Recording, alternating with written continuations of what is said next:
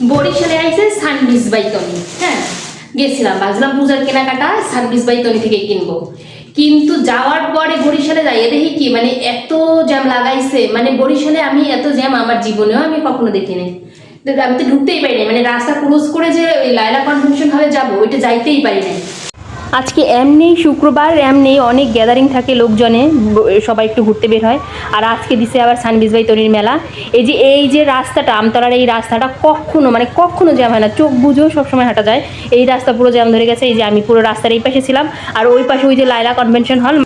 তারপর কি করব, দুঃখিত হয়ে দুঃখ মনে চলে আসলাম। চলে আসতে ভাবে কি, কিন্তু টাকা নিয়ে এসেছি পূজার কেনাকাটা করার জন্য, সংসারে কিছু কিনে নিয়ে যাই। তারপরে আমি এই যে এই প্লেটটা কিনছি। ওয়াও, এটা তো আবার চেহারাও দেখা যায়,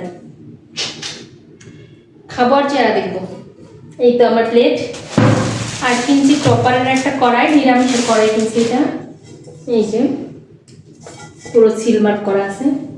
আর একটা চুড়ি কিনে নিয়ে আসছি।